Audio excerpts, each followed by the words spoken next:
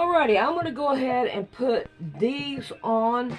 Now, I had to go through them and find out which ones would fit and which ones would not.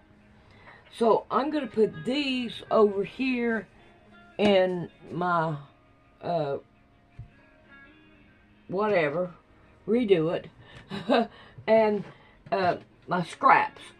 And I'm going to go ahead and put these on and then cut them down to the size they need to be. And also we'll have these, all of them done, I hope. I don't know. I may do it, I may not. I may get tired and just wrap these right here up with them. But there's supposed to be 32, well 31 because I messed one up and I don't have to worry about it. So let's get busy and get these right here done.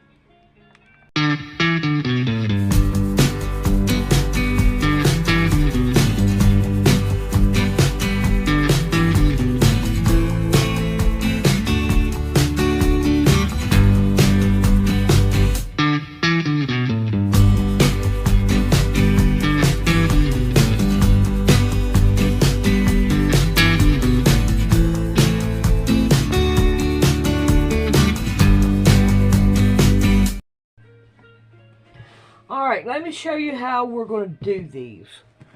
I've got this right here. I've been using it.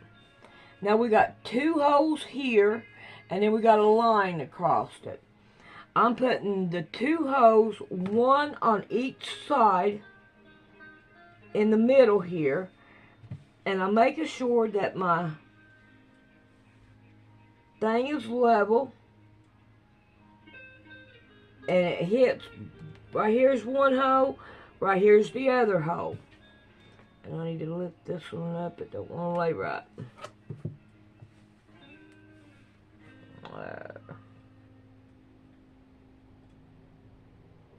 There we go. Alright, I know there's a little bit here, but that little bit does not hurt a thing. So we're going to cut it. And we're going to toss it. Yeah. Alright, now, I'm going to find the middle of this one to what I have. Put it down. Now we're going to go 2, 4, 6, and then this one. Alright, so I want to take and lay it down in the middle of it. I shared the Sean Ryan podcast here a few times. A couple years with it last couple. And we're going to pin it down.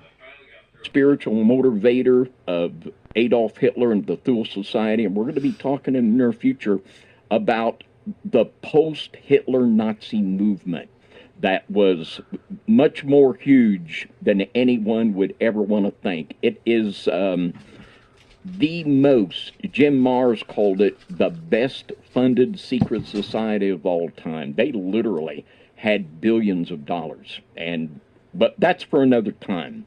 But we're going to look at this book here. It's one that John introduced here and introduced me to. It's a great 3-part series by Willa McLeod. This is book 3, The Nephilim Grail Bloodlines. And I'm going to try to pronounce this correctly, but he makes the connection that the Tuatha De Danann that we read about in Irish folklore are the same people as the Hyperboreans. And I believe that not only the Tuatha De Danann, but the Nanahe and the Cherokee Indians in North Carolina, and the legend of Quetzalcoatl in South America, we're going to show the connection between all of these people and these ancient whites, the ancient white Hyperborean race. And this is what Mr. McLeod writes, and I know John has done a lot of research and presentation on this angle, but it says here, if we allow for the possibility that the Tuatha De Danann and the Hyperboreans could have been one and the same people, since their migration stories are so strikingly similar, a more detailed but still preliminary proposal could be formulated about the origins of the Tuatha De Danann. And I believe he's exactly right on there. I think that not only are these people, but other people were going to identify were a part of this ancient Hyperborean race. It's been known by different names in different places, and that these entities are still doing the same things they've done throughout history. And they are going to play, I believe, a huge part going forward in this golden age in the New World Order. But John, speak to these folks a little bit here, these Tuatha De Danann, and help us out with the correct way to pronounce that. I'm sure I get a big F on pronunciation, but help us out here. I usually get one too, and I hope that I got this right, because one of our listeners actually even sent me an Irish book and everything and talked about how to pronounce it. So let me try it here. Tuatha De Danann. Tuatha De Danann. Let me know if I got that right in there. Any of you Irish folk out there, or Scottish, anybody that knows, let me know. But yes, this is one of the major depictions, especially this one here on the left. And these people were known as Shining Ones as well, which is interesting because this is also what they called the Rephaim back in the Mediterranean area in the Levant back post-flood. They called them the Shining Ones. Also, Lucifer is known as a Shining One. So there's a lot there. I mean, you see on this one rider here on the horse, they have the horse riders. This is a common theme. And they have the serpent on the head. They were also known as the serpents, like the feathered serpents as well. I believe that, you can trace that to South America.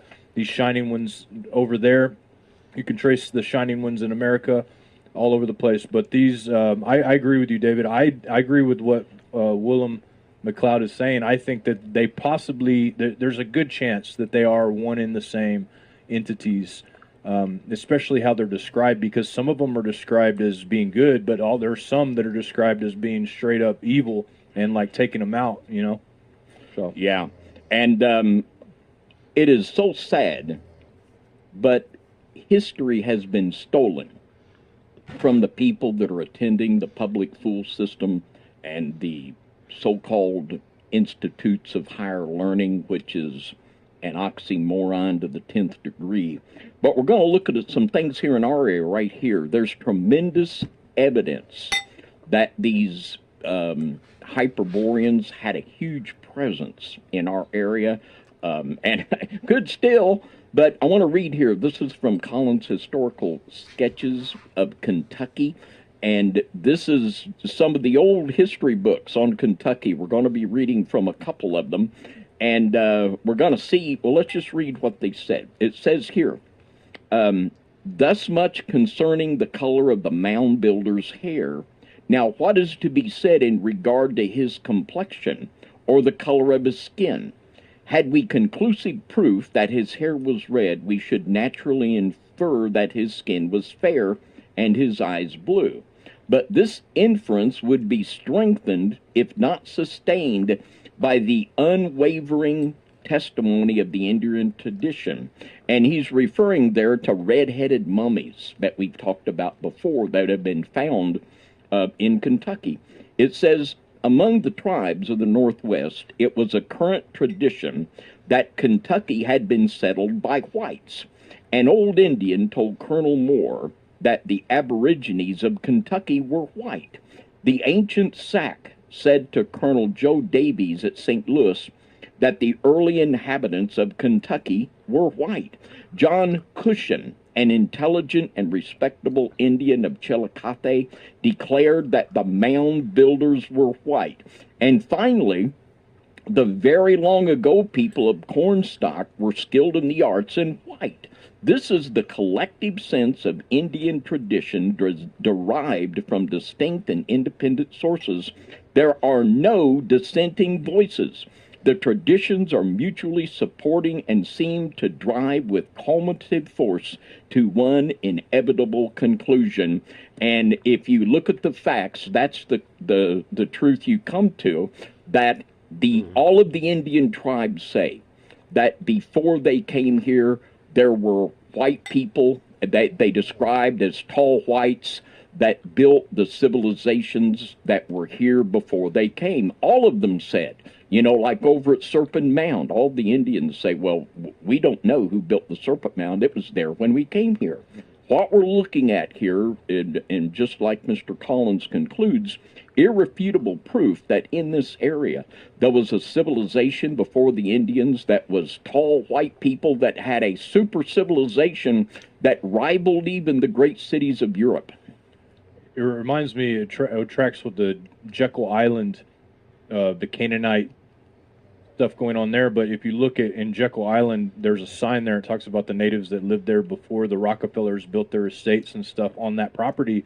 And one of them were called like the Gaule. It was Gaule, and like I want to say Tutankhamun, or it's not that, but it's something weird like that. But they found skeletons that were 6.5 to 7 feet tall there, and these were white Native Americans that lived. I guess you'd call them Native Americans, whatever. But they had Canaanite structures. They had the mounds and everything. So this is another just tracks with that as well. And right here in our area, here in southern Indiana, not far from here at all, at Clarksville, Indiana. And Clarksville, Indiana was named after George Rogers Clark, the explorer. And the government gave him land there in the Clarksville area because of all of his work he did in exploring. And he discovered and explored a place over there called Sand Island.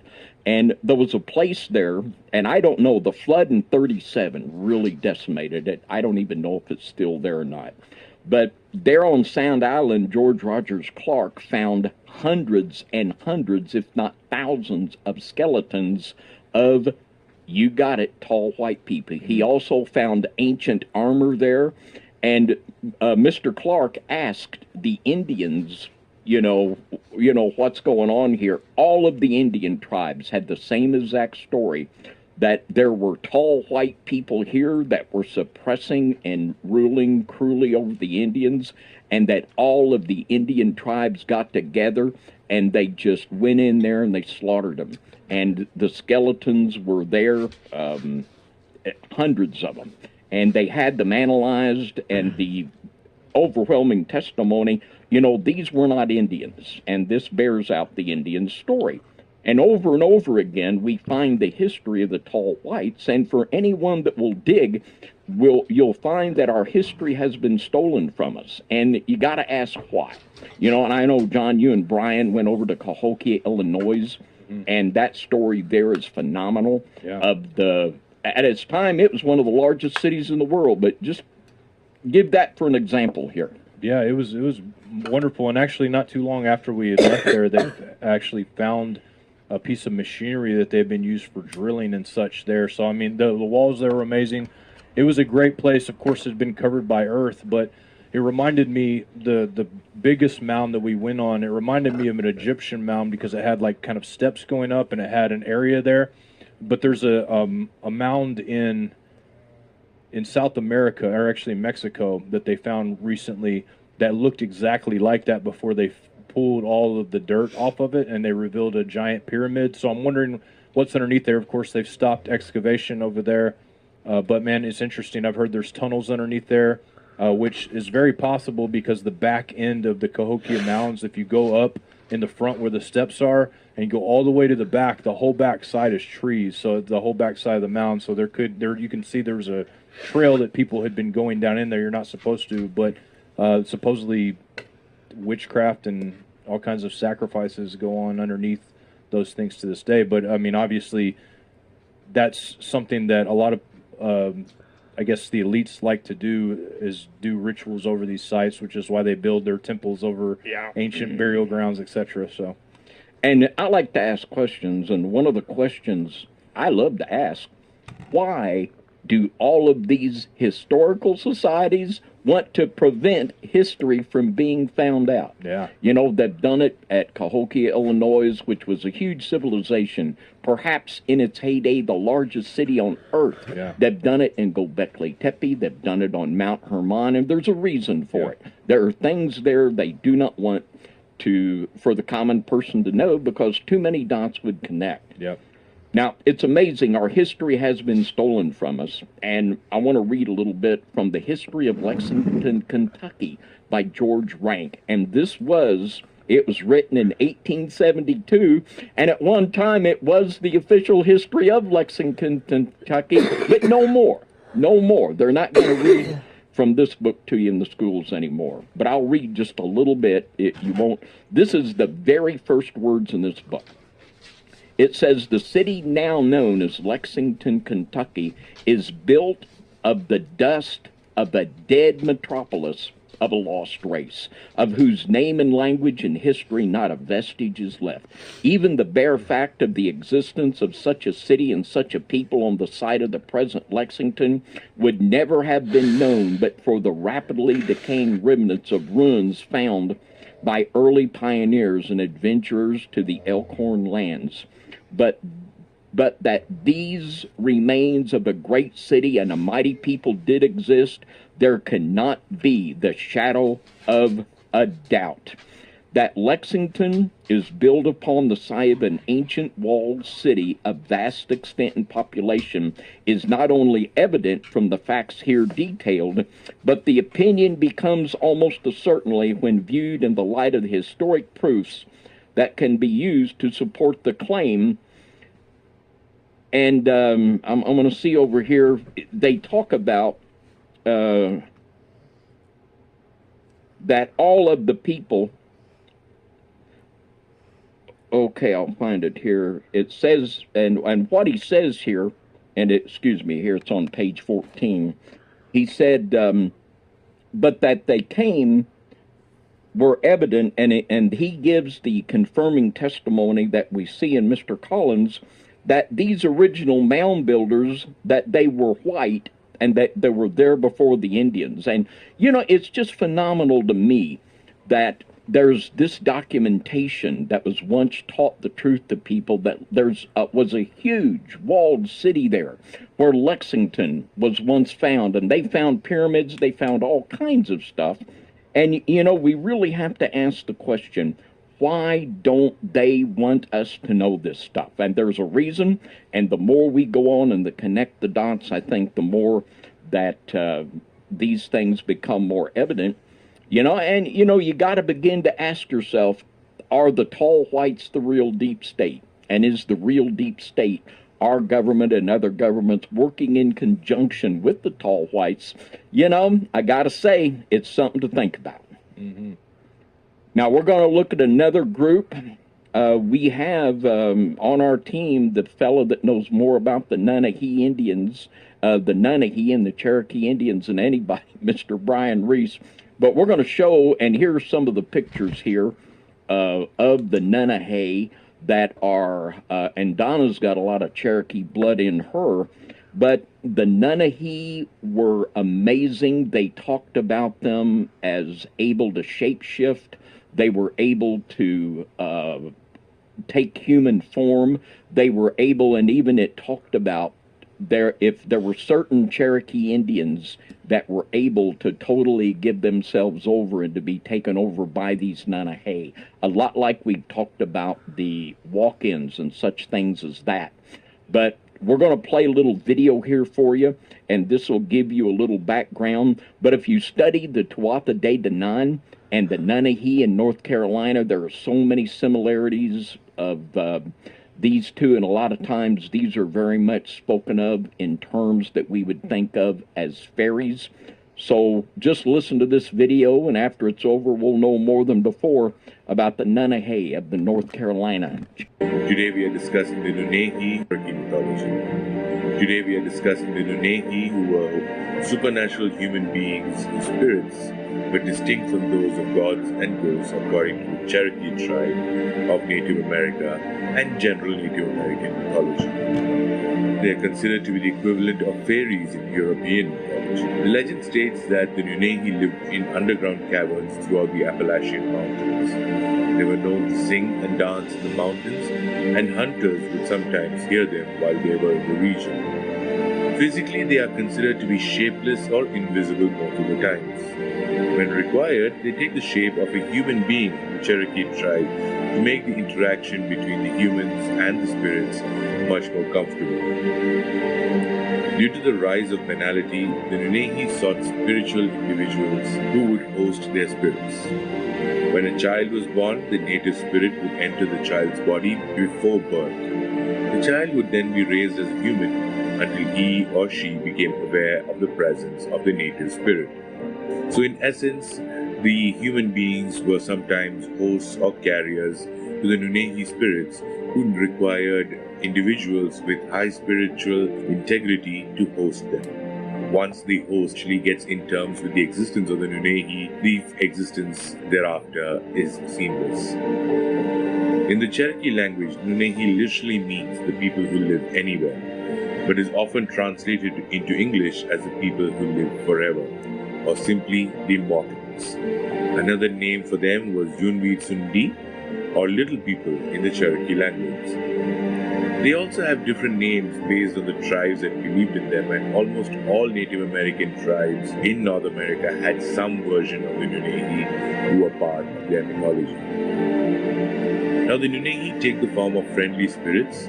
They're known to be especially sympathetic to the Cherokee people. The Nunehi are very strong and historically interceded in battles on the Cherokees' behalf. Like Yunwi Sunsi, the Nunehi are usually invisible but sometimes show themselves to humans in the form of regal warriors. They are also considered to be great healers as they frequently embark on medicine gathering adventures. They also have the power of invisibility and teleportation, which assist them when they are fighting battles alongside the Cherokee. The Nunehi have been an inspiration for a whole realm of beings in the MMORPG universe of multiple games today. They're also responsible for keeping the interest alive in the traditional mythology. Well, there we have the Nunehi.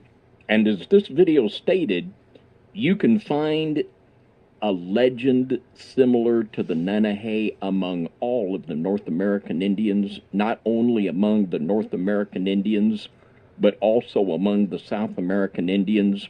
And we'll read just a little bit here, a snippet. This is Atlantis in America by Lewis Spence. And he writes this. He said, Torquemada proceeds to say that when Quetzalcoatl departed, he assured his disciples that at a future time there would come by the way of the sea where the sun rises certain white men with black beards like him, and that these would be his brothers and would rule the land. So we have Quetzalcoatl, who we've talked about a lot. And Quetzalcoatl in Peru was called Amaru. And this is literally where America comes from. So the importance of this in the history, and also, you know, God has an agenda and Satan has an agenda. And he is wanting the New World Order that is going to be totally antichrist and spiritually toxic, that will literally be ruled by human beings that are totally working in concert with the fallen angels. And in this story of the tall whites, boy, we see that. And we see the Hyperboreans. We can see that played out in all of this. There's this consistent story that, yeah, there's these big white people, and they ruled and oppressed the Indians, and you hear countless records of wars between the Indians and the whites. And among the Southwest, and another big element of this is the underground. Like John mentioned earlier, we brought out a lot of scriptures about the line of Cain, and the scriptures that would point to the line of Cain and Nephilim going underground. And always you've got the connection with the underground. They call them the little people. Well, how in concert is this with what we hear in the Irish myths of the little people? It's the same people, folks. It's the same people. And just like Miss Goodwin was spot on, even though not a believer, yeah, this is Genesis 6. It's exactly what it is. And we can see the hand of this throughout history. I agree, David, and I don't want to jump ahead of you here, but are you going to speak on Admiral Byrd at all? No, you go right ahead. Okay, so as David was saying, that all of these stories are universal amongst all native tribes and even tribes across the ocean, that there were a group of tall whites They often called them feathered serpents, said that they came out of the ocean in a serpent, or became from serpent to man. In fact, one of the stories, the Spanish conquistadors were able to actually defeat the Incans and the Mayans based off of their stories of the tall whites coming and helping build their civilization, teaching them laws, teaching them how to do things, and sophisticating them and educating them. And so when they saw these Spanish conquistadors, who were a lot of times blonde hair, red hair, blue eyes, they thought that these were in fact these people. And so that's how these small group of conquistadors was able to kill an entire civilization of people. But going to Admiral Byrd, in his diary that he published before he died, not right before he died, actually, right before he died, I think the year he died or the year before, he published the diary. Don't quote me on that, somewhere around that time. And in this diary, he claims to have been exploring in Antarctica. And as he's exploring, his ship is commandeered by basically waves of some sort, and commandeered, and he's transported into a base in the earth. And he meets these Hyperborean type people, these tall whites, and they have a message for him for Earth. And it sounds like the exact same message that we're getting today in the Green Deal. It's really interesting. Yeah. And like I say, I tell you, I'm doing a lot of background reading. I've got several more books to read, but we're going to be jumping in to this golden age deal in a way you probably never heard before. I guarantee it. Yep. But I want to read something here, and this is just, it's in your face, it's undeniable. And this is called the Extraterrestrial Species Almanac. And we have here, we're going to talk a little bit about these Nephilim. I don't even like to call them aliens. We'll just call them what they are, the Nephilim. And the reason why there are different kinds of Nephilim is because the fallen angels interbred with a lot of different kind of people. There's a lot of different kind of people on this good old earth, and that's a good thing. And the Nephilim were just game to pollute them all. And that's why we have different kinds of these species of Nephilim. And we talked about the underground element here that comes to play so much in the Tuatha De Danann, and also up in the Nordic areas. There's so much about the fairy houses and the people that are underground. We see this in the Nanahe story, and also in the Indians out there in the southwestern part of the United States. They talk about the ant people out there, the ant people that come up from underground, and these look to be, just from looking, something that came from the gray alien bloodline. There's different kinds. And we're going to look here at, this is what's called the Pleiadians, and they're very much in line with what Mr. Hall said he was encountering, and also multiples of testimonies throughout times of people encountering these and interacting with them. And I'll just read a little bit from this book. It says here, this is on page 103, the Pleiadians, the physical characteristics, and here again, we don't believe they come from Pleiades. You know, when they say UFOs, we say Nephilim, and we look at it from the biblical perspective. But it says here, the physical characteristics. Pleiadians are indistinguishable from Earth humans, although they are a bit taller.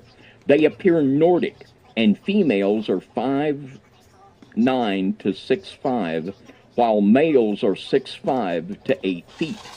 Women are perfectly proportioned and beyond beautiful. Most men look like the gods of old. They are muscular and chiseled, but there is no pretense about their looks. They live the perfection of the soul within and without. Some higher dimensional Pleiadians have uniquely colored eyes besides the normal blue, green, and brown. Those hues include aqua, teal, violet, pink, and on and on and on. But we have here this consistent story. We're talking about the Nordics. We've got the old Hyperboreans, this consistent story of this ancient race that came out of the north, and it came down. We've got these stories in Tibet. We've got them all over this good old flat earth. We absolutely do. Now, we're going to play here a video of John Lear. John Lear is another fellow that gave testimony to the fact of the existence of these entities. And we're going to play George Knapp's interview here with John Lear, and you all can make your mind up about Mr. John Lear. Hello and welcome to On the Record. Those of you who joined us last week were probably amazed, as I was, by some of the latest research in the field of UFOs. There's so much to talk about, however, we were unable to fit it all into one program, so my guest again this week is UFO researcher, former state Senate candidate, and award-winning pilot John Lear. Mr. Lear, nice to have you here again. Always a pleasure to be here, George. To begin with, we have this concept of the people from other planets as little green men. Are they green from what you know? Are they all the same, or we got different kinds of them? George, there's at least 70 different species, and probably more. But yes, as odd as it sounds, there are little green men. That's not the ones we usually see, though. We see the little gray ones. They're about 4.5 feet tall. We see the ones that are called the Nordics. They're about 7 feet tall, look like us, but they're invariably blonde hair and blue-eyed. They're one of the species that we have on ice. One of their crashes we recovered.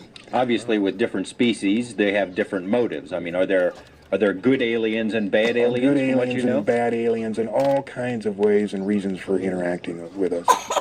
And what are some of the reasons? Why would they be here? Genetic experiments, trying to. There's a misconception here. People think that our space brothers would bring us, good things and teach us how to get rid of all our diseases. And if you stop and think about it, that may not be the best thing, because if you had a society without any disease and everybody starts living 150 years, that creates a lot of problems. So they would not meddle in that way. You believe, in part, that the movies E.T., Close Encounters of the Third Kind, were not entirely just the creative product of some Hollywood director, that maybe there's more to that. Why don't you explain? They were carefully guided by representatives from MJ-12, who is this organization that is in charge of the cover-up, in order to get us ready for the release of the information that there are indeed aliens. And in both those movies, they used small little creatures and in order to get us ready for this release of information. So to prepare us that the idea of benevolent aliens from outer space are going to help us out. Unfortunately, they're not so benevolent. So they made probably one of the most disastrous mistakes when E.T. was put out. At that time was before we discovered what I call the double cross or the grand deception. And they were trying to get us used to the benevolent little creatures, but that isn't the case.